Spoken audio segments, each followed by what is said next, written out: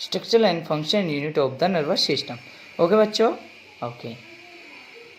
तो न्यूरॉन क्या है? न्यूरॉन हमारे नर्वस सिस्टम का स्ट्रक्चर और फंक्शन यूनिट है, यानी कि इसके अंतर्गत ही हमारे शरीर में जो भी काम होते हैं या नर्वस सिस्टम के थ्रू हमारे शरीर में जो भी काम होते हैं वो सब न्यूरॉन ही करवाता है। ठीक है बच्चों, आगे चलो। Neuron is similar to any other cell in the body. ठीक है, न्यूरॉन भी हमारे शरीर की और सभी सेल के समान है। ठीक है बच्चों, ओ having nucleus and all organelles cytoplasm. इसके पास भी दूसरी सेल्स की तरह न्यूक्लियस होता है, साइटोप्लाज्म होता है और अदर ऑर्गेनेल्स होते हैं। ओके बच्चों, but he is the largest cell of the human body. लेकिन यह हमारे शरीर की सबसे लार्जेस्ट सेल है। ठीक है बच्चों, आगे चलो। However, it is defined from other cell by two neuron। हम न्यूरॉन को और दूसरी सेलों से अलग कैसे कर सकते हैं? ठीक है, हमें पता कैसे चलेगा कि ये न्यूरॉन है या और दूसरी कोई और सेल है? ठीक है बच्चों, चलो तो पता करते हैं। ठीक है, न्यूरॉन हैव ब्रांचेस और process called axon and डेंड्राइटिस।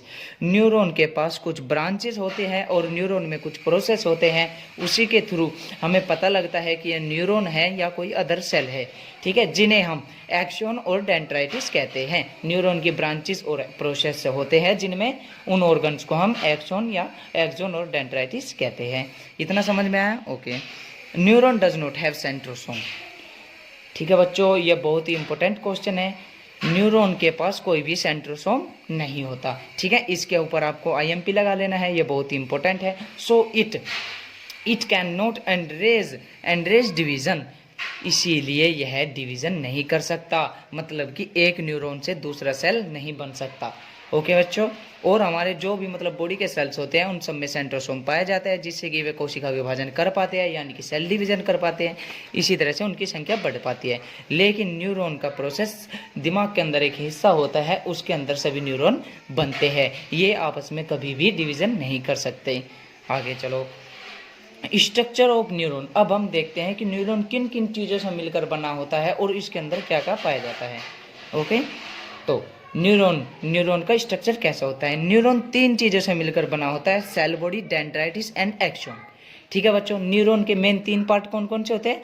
Cell body, dendrites and axon. Cell body को हम 2 और नामों से भी जानते हैं, सोमा एंड पेरिफेरन। ठीक है, सेल बॉडी को हम और किन किन नामों से जानते हैं? Soma and पेरिफेरन।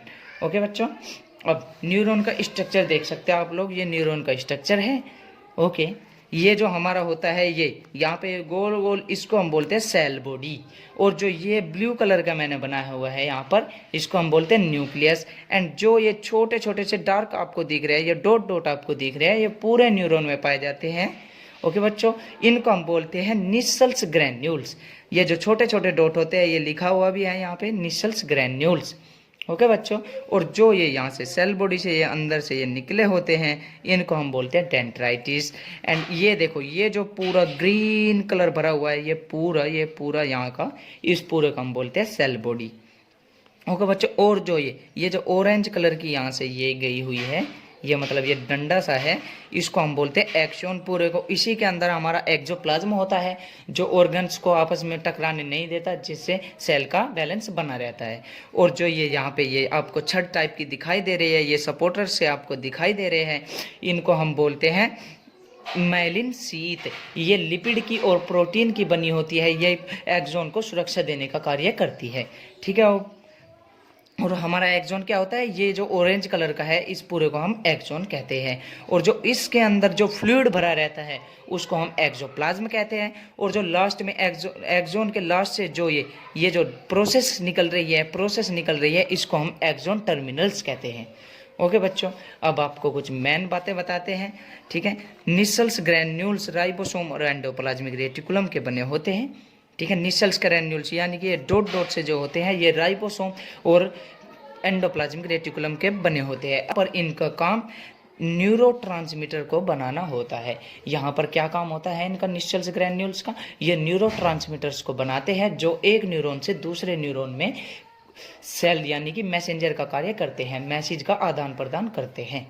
Wait for next video, जिसमें हम लोग आपको समझाएंगे सेल बॉडी क्या होता है, डेंड्राइटिस क्या होती है और एक्सोन क्या होते हैं तथा इनके कार्य क्या होते हैं। ठीक है बच्चों, तो वेट फॉर नेक्स्ट वीडियो, मिलते हैं अगली